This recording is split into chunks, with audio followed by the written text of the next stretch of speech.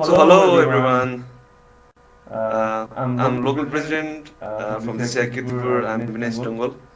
So So I'm in I'm in charge charge of of conducting this conducting this session. session. Uh, Uh, so so briefly briefly introducing, I'm introducing, from I'm from Nepal. Nepal. So So lots of lots of our our friends friends from from Nepal Nepal wanted wanted the session from presentation from Nicholas Nicholas actually. actually.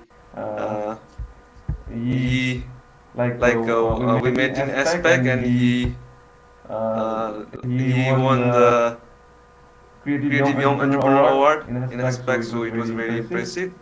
So So lots of lots of friends friends and and our our well-wishers well-wishers and and members, members, they they wanted wanted to to know know what it's what all is all about. about. How How do do we go we into go the into the competition? competition? What's the What's the process? process? Nations that economic justice can best be won by free men through free enterprise, that government should be of laws rather than of men, that Earth's great treasure lies in human personality, and that service to humanity is the best work of life. Thank you.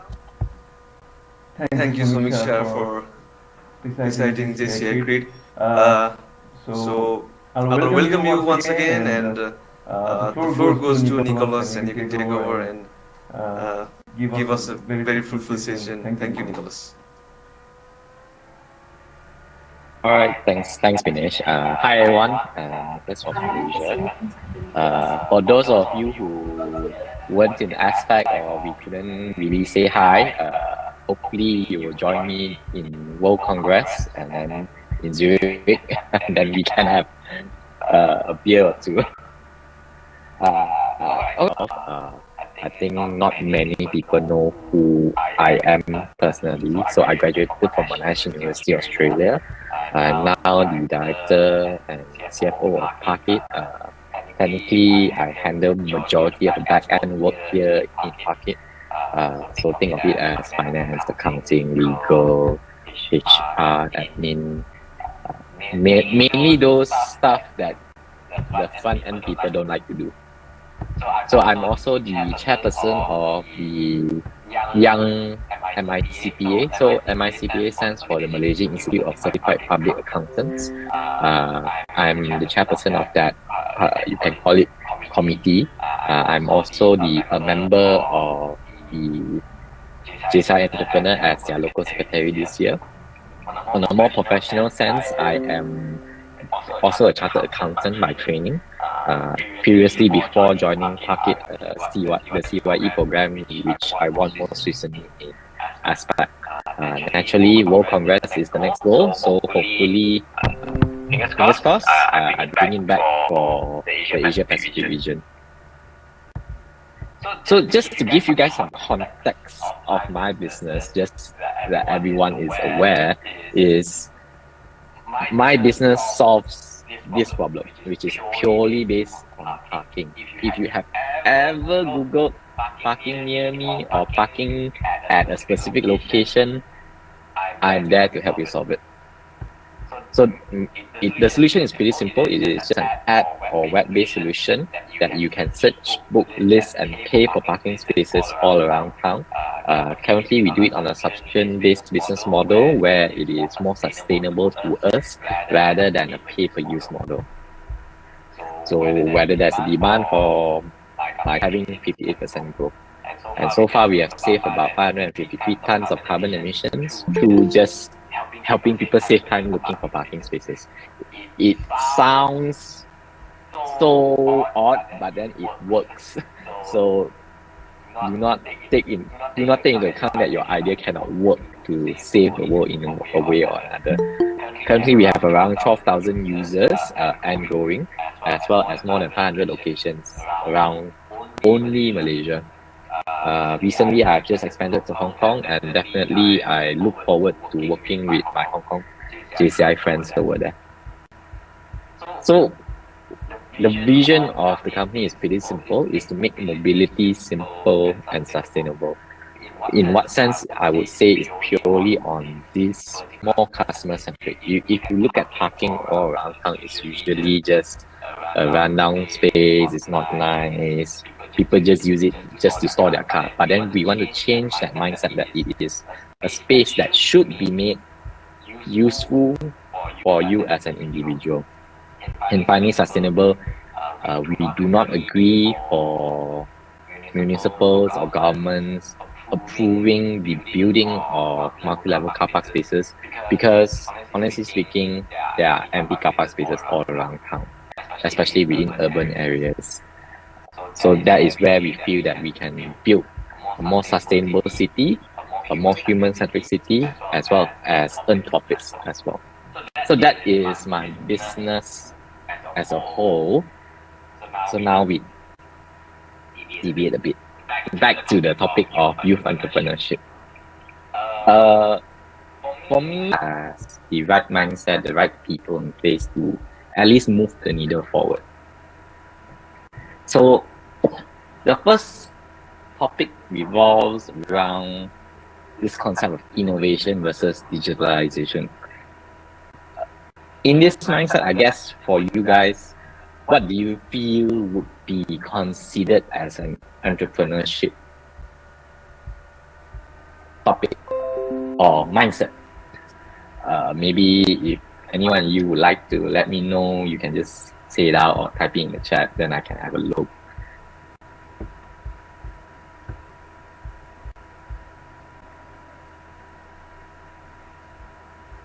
Oh, so silent. Okay, never mind.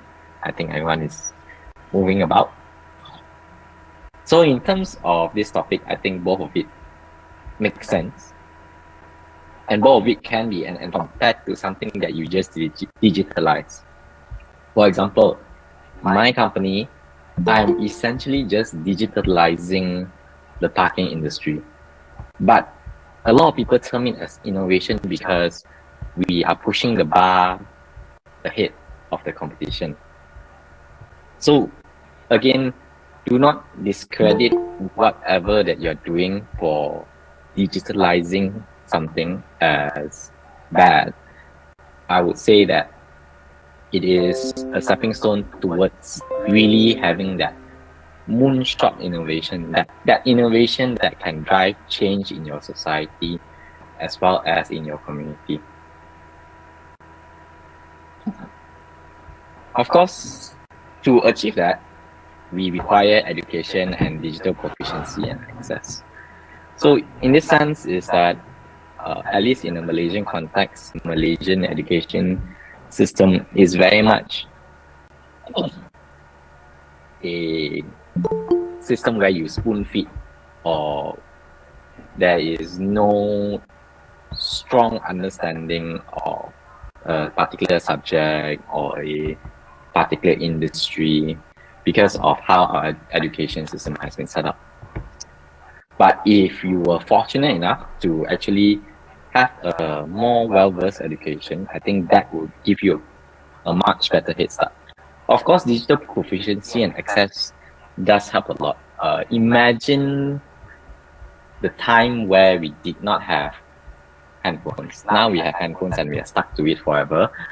Naturally, I admit that I looked at TikTok for like close to 2 hours last night just to scrolling through, but then I have no idea why am I scrolling through that. But it built your company. Is there a way for us to actually digitalize this for people? Yes. Time is the enemy. Okay. Let me ask you this. A lot of times when you are older, let's say late 30s, you would prefer a more stable life. Admittedly, that is true. Why? Because it is something that you do not want to rock the boat because you are already reaching the age where within like another 10 to 20 years, I might retire. So why I say time is the enemy is that if you can start early, then do start early. We have a member in JCI Entrepreneur here in Malaysia, my own chapter, who is 23, and he owns like 3-4 companies to grow leaps and bounds for his next company, next project, next horizon. So think of it as if you can start, please do start. don't wait. And then ecosystem and government support, I think this is very much a big issue, at least in Malaysia here. We are trying to catch up in terms of the ecosystem aspect, because this would mean support from the private sector as well. Because honestly speaking, startups like us, it is tough to do business, especially with large corporates or MNCs. Without their support, it is not an ideal situation. Think of it as, let's say you are Shell or I'm Nestle, for example. Do R&D for you, do new products for you. This way, eventually you can acquire them and generate more income for you. That is where I hope Malaysia's ecosystem is going, and I hope that your countries are also building that. Same thing with government support. Government support in this sense is kind of like grants, not only for deep tech AI like ChatGPT. Now is all the craze, right? Honestly speaking, when you think about it, how does ChatGPT help bread and butter issues? It does not help bread and butter issues. It just helps me, let's say I'm a student, it helps me create my assignment faster, complete my assignment faster, complete my homework faster. So government support should be comprehensive enough to see that we should tackle sectors that actually help our company actually make money. Because honestly speaking, who are the space players? Are you able to caught NASA? If let's say you are supplying something to NASA, then in my head is, okay, this guy is investable. Let me give you money so that I can make more money. Because all in all, what investors want is, I want to make more money if I'm going to invest in you. So you better make more money. This is where I'm coming from. If you have very low margin, make sure your revenues are very high. If you have very high margin but lower revenues, no one cares because you have huge margins. Think of, for example, drinks. I think the best example now is Outside from Singapore on valuation, or at least in the 20 million US valuation mark or higher. And the company just purely sells oat milk, which is mind-blowing to me at least. But it all comes down to whether you can make money.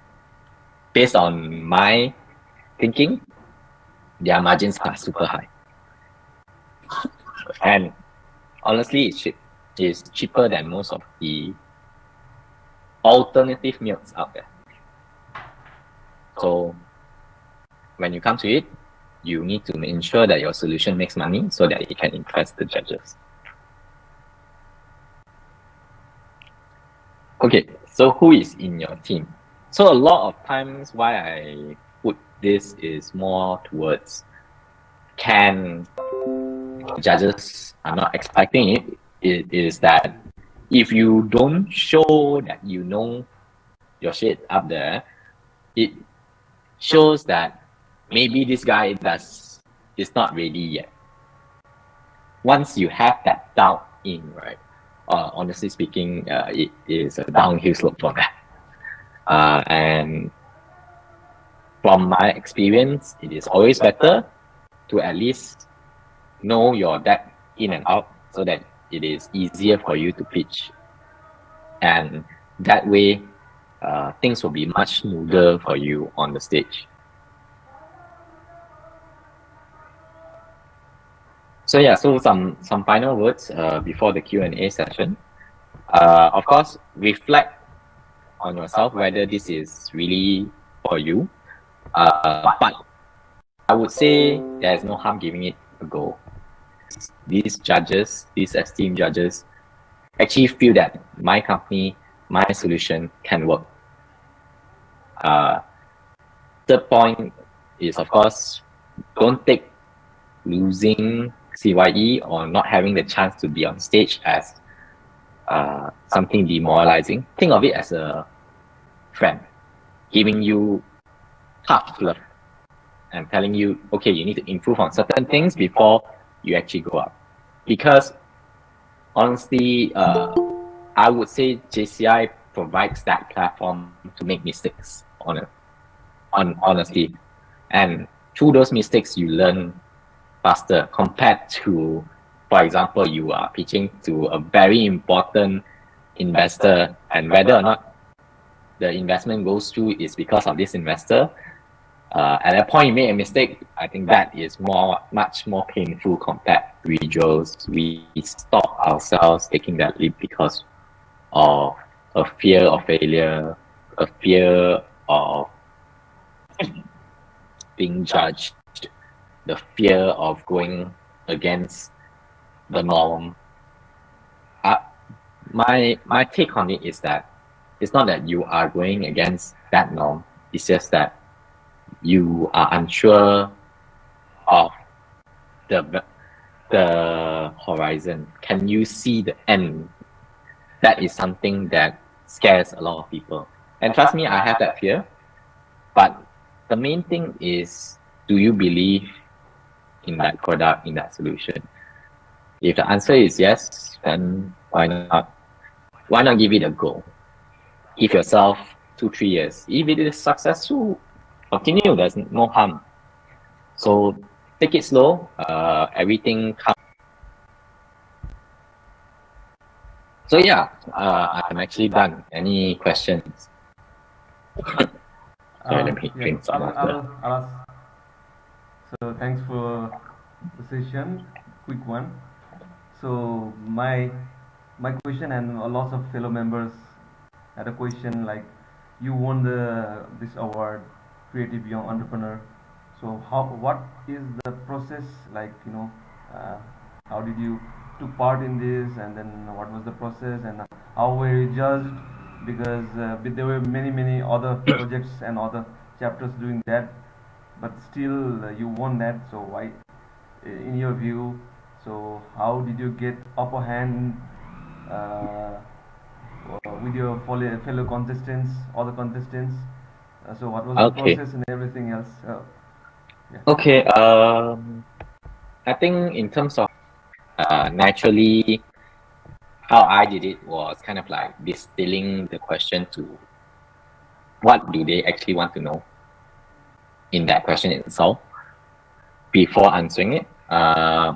Once I took about, I think a week after work, maybe giving 2-3 hours just sitting down, understanding the question and writing the answers.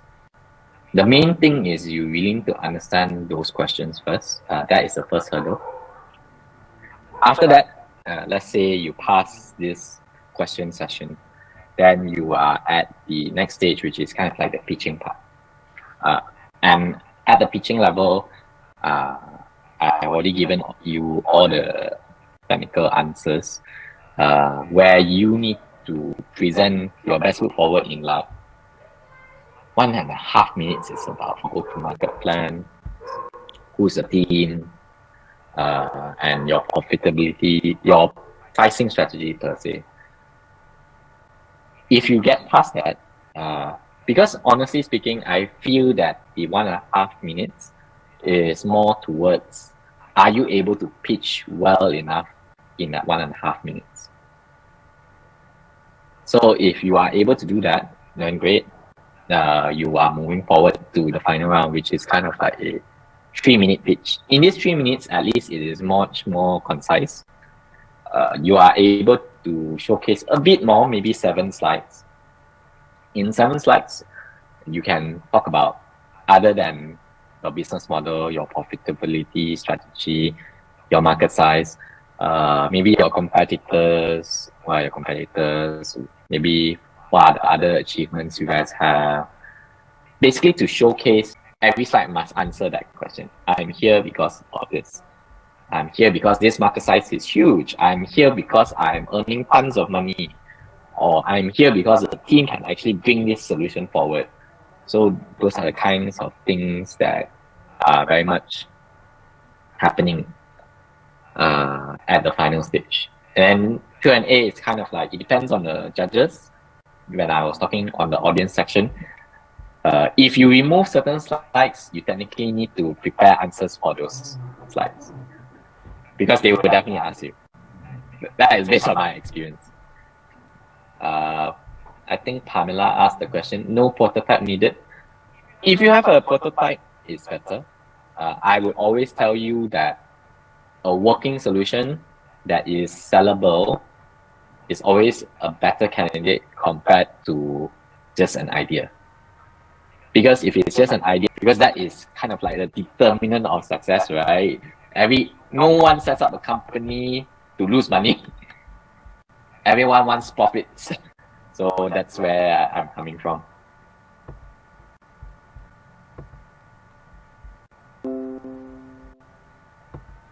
Okay, hello, my president. What's the difference between CYE and a normal pitching? Okay, so I think from a normal pitching standpoint, it depends on your location and your solution. For example, when I do normal pitching towards venture capitalists or private equity firms, for example, their needs are very much more towards whether you can generate returns to them within 3 to 5 years. Usually either 3 to 5. Let's say you start off fundraising at a valuation of, for simplicity's sake, 100,000 US. Then they will expect you to grow at least maybe 10 times or 100 times within that 3 to 5 year period. So you need to look towards that direction for certain investors. But for CYEP, it's kind of like, for me, at least my observation is, it is a validation towards your business model. First thing is that. Second is going to be that investment portion. Because honestly speaking, JCI people have a lot of money.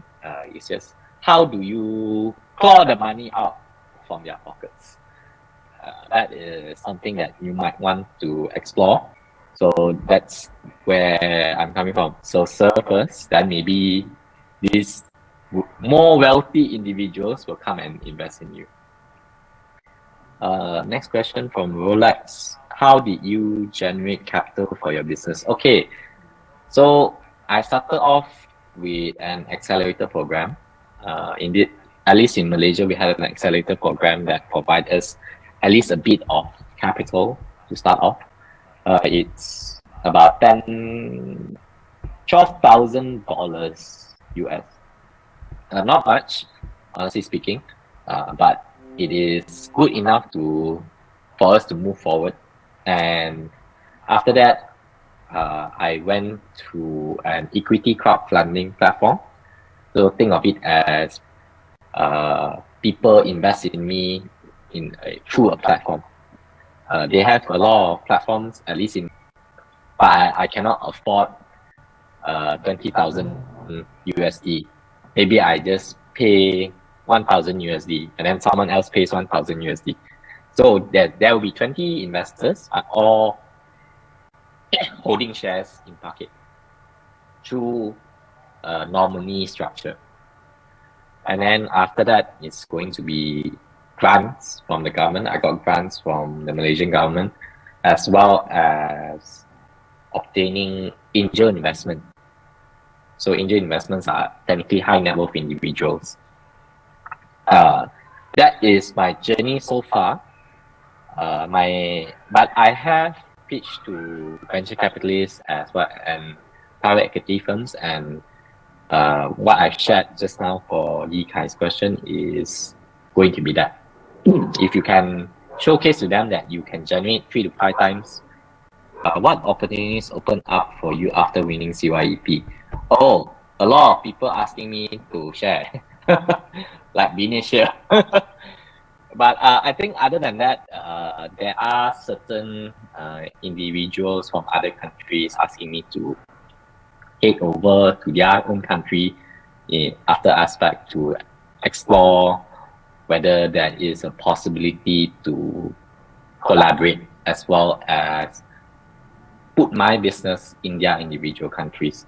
But of course, this comes down to preference from my end. Personally speaking, I don't mind. But again, in JCI, I look towards in our creed, brotherhood of man, right? Transcends the sovereignty of nations. So I always follow that concept, and I don't really look at the business side of things first. I looked at more